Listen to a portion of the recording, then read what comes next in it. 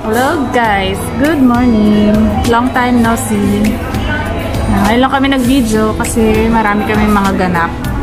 So ayun, mag-video kami ngayon kasi meron kaming pupuntahan at gusto namin i-document. Di ba di? Kaya. So ayan, nandito kami ngayon sa McDo SM North. Ayan. So, nag-aantay lang kami ng pick up sa amin dito sa SM North. Kasi ngayon pupunta tayo sa San Rafael, Bulacan. So, pupunta tayo ng San Rafael, Bulacan kasi i-check namin yung pina-reserve namin na bahay. Pina-reserve naman. Nakakuha na kami ng aming dream house. So, ayun. Sa may San Rafael, Bulacan. Medyo matagal-tagal na searching yun bago kami nakahanap ng i-reserve naming townhouse. So, ayan. Nandito muna yung aming breakfast. Bumili muna kami ng muffin, sausage, at saka ayan. At saka fries, tapos juice. Dito kami sa McDo. Malag, ano ito?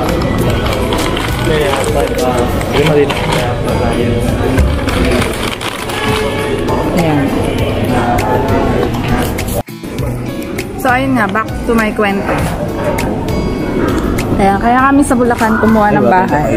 Kasi dapat sa South kami tumitingin. Sa Cavite, o kaya Antipolo, o kaya Rizal.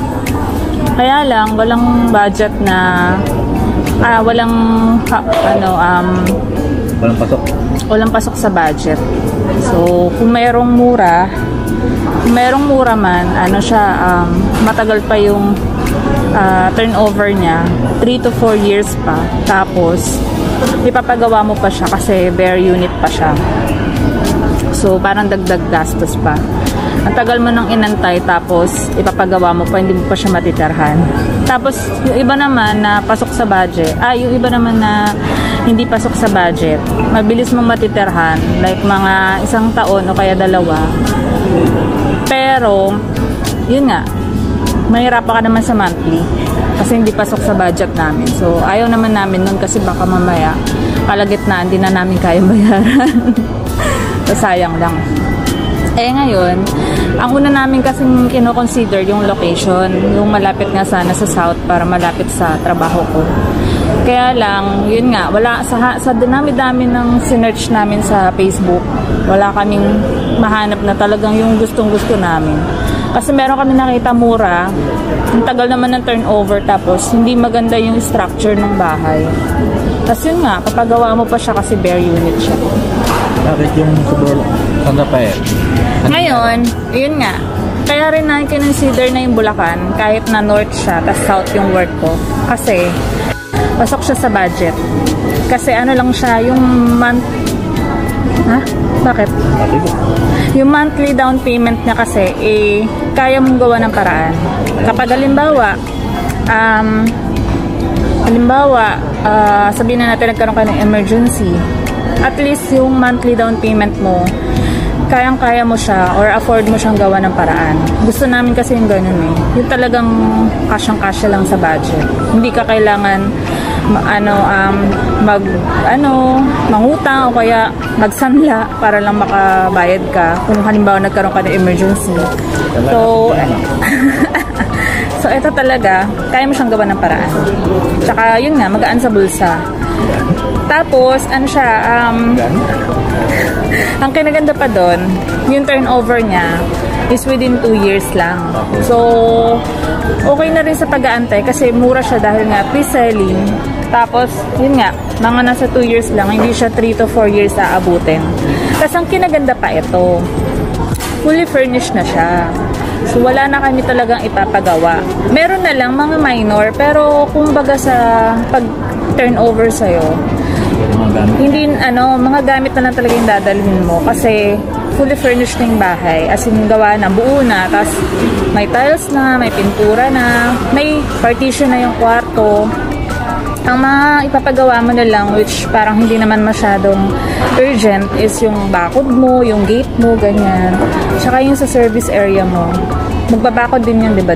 Bakod din sa service area. Tapos kung halimbawa may mga gusto kang ipa-extend, ayun, yun na lang yung mga ipapagawa mo. Pero hindi naman yun urgent para kailangan mong pagawa bago ka lumipat.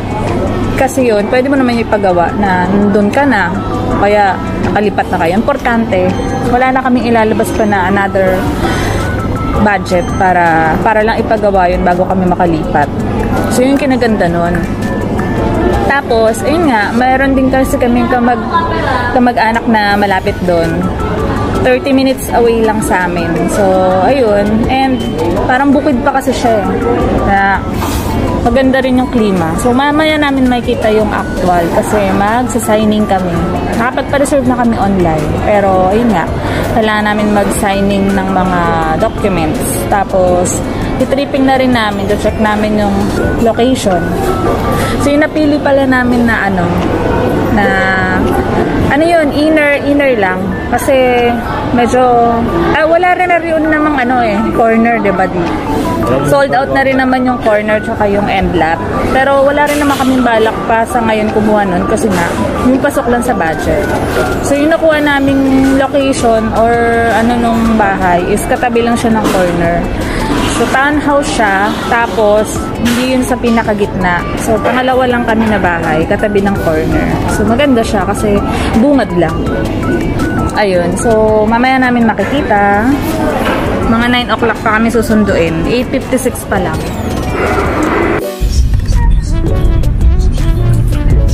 Alis na kami ng SM.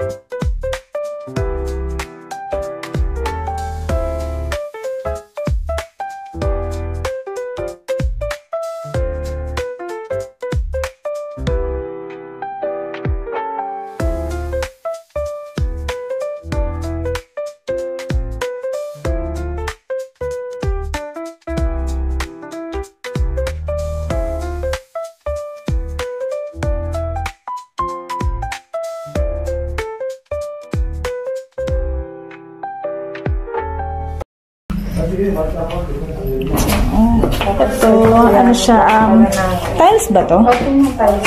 Parang granite.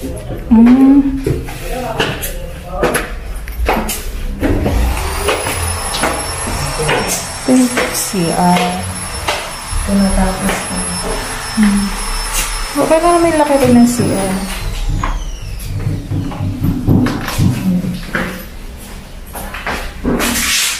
Ito yung dalawang kwarto. Ito yung master. Ito yung master. Okay. Ganda, no? Diba naman, kaysa mag-bare page ka. Oo nga eh. Ito pwede nyo naman po sa ipanhang filter cover kasi ano lang siya. Yung wood na parang hydroplex. Pero okay lang naman yun. Laki ng bintana pala. Diba sa Oo. Ito. yan, pagka gusto nyo po mag-extend, pwede. Kasi may harap niya. Ano ba yung nasa baba? Ito yung garahe, no? So, may bintana talaga dito. Tapos dito. Bahay na rin kasi yung modern house na yung isa pag natapos naman yung isang bahay doon, yun siya yung may inspired na design na ayos na may mga furniture.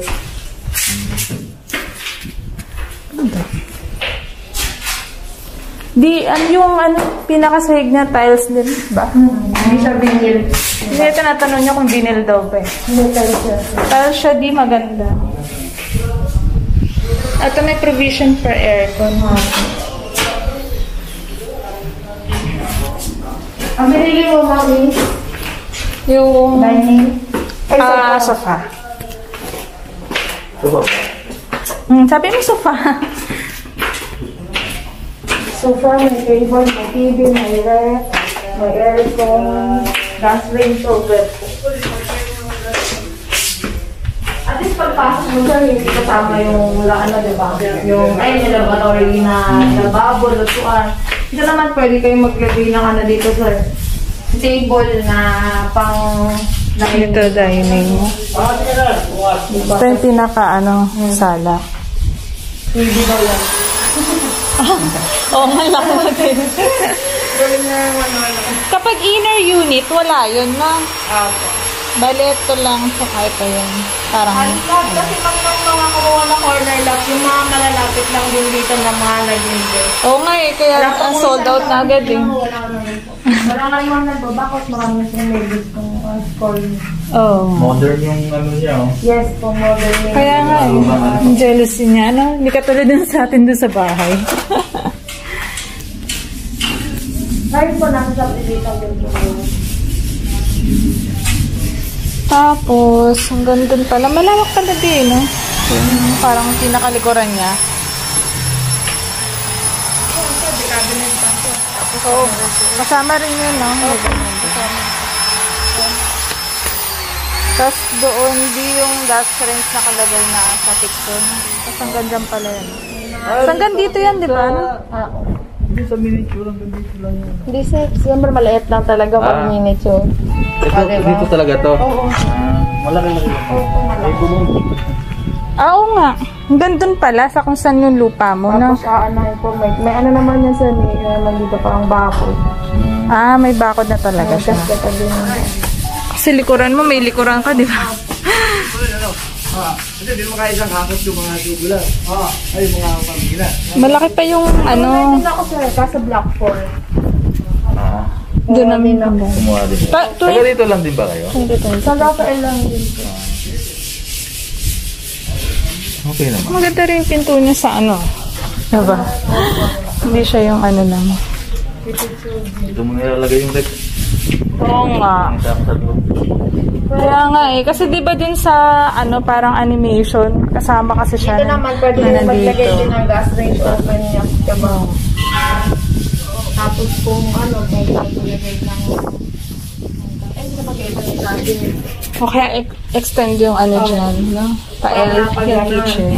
para dun sa lalagyanan ng Mga iba pang pang kitchen. Then, parang cabinet sa cabinet na lang. Oo. Dito mo na lang yung ref mo tsaka yung washing mo. Diba? Ito pala di, may bubong siya. Ayun nga pala, dito na. Yan yung kanina ko sabi ko sa inyo. Ito. Ito, ayan, yan na yun. Oo nga, naka-form na pala. About dahil. Kasi na yung pinaka-entrance mo. As in, ganito talaga to? Diyan? Meron na pala eh. Ating nandi. Ang laki ito, ang laki ito. Opo, nagala nila po maliit. Kaya nga po isang... So parang may sahig ka na dyan. Ano na lang, ding-ding na lang, ano. Isang room pa po yan. Actually, parang... Oo, isang room. Kasi kasama yung CR eh, no? Yung laki ng CR. So parang ano siya. Parang mas master pa yata. Pwede ma'am, isang rin yung ganyan. Diba? Parang mas malaki pa siyang room. Parang maglagay ng isang room. Tapos yung iba kasi plano, parang dalawang CR gusto ko sa yung mga konti lang.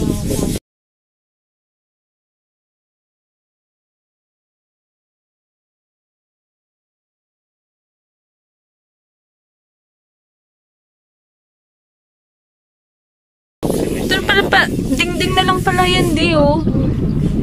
Kaso, pagka nagbutas ka ng pinto, papunta dyan. Yun lang yung hindi namin alam kung paano. Sarili rin pag po, pwede kayong kumuha ng sarili yung contractor po. Yung talagang, halimbawa, comfortable kayo sa kanila. Meron sila yung gagawa. van, may, pero refundable naman. Pagkatapos ng ano, Po, kasi walang madamage. Parang yun lang yung pang ready na maanohan agad yung...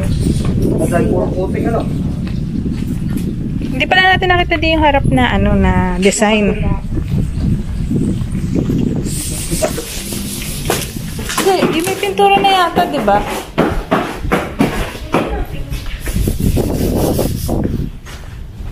Ayan o, may pintura na siya. Di ba? Ganda dito, di oh.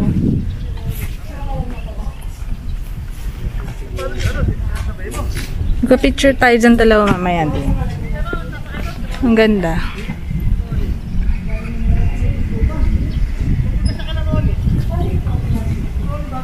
Ganda niya.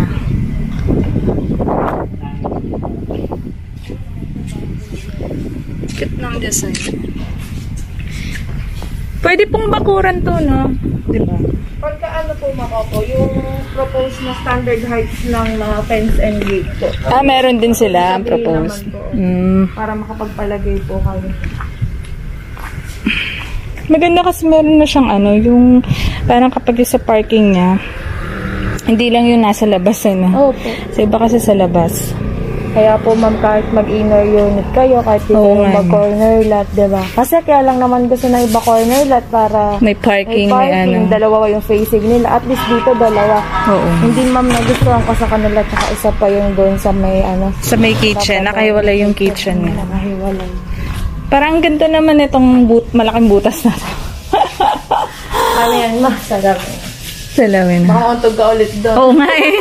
Ano ba yan? Sobrang lino kasi yung salamin doon. Sabi ko nga, buti ano, walang langaw ka ako, sabi ko. Uuntog. Oo, sabi ko, buti walang langaw, nakabukas. Kaya napit akong ganun. Yung pala salamin. Ano ba yan? Correct. Saka maganda dyan, maano siya. Precast talaga, bro. Oo, yun nga eh. Diba yan, kahit mag-gano ka dyan, hindi ka maririnig sa kabila. Tsaka kinaganda niya kasi, yung pag lumipat ka, gamit na lang yung dadalin mo. Opo. Yun yung hindi naiitin.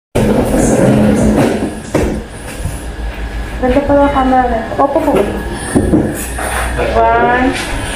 1, 2, 3. Opo. 1, 2. Okay pa. And 1, 2, 3.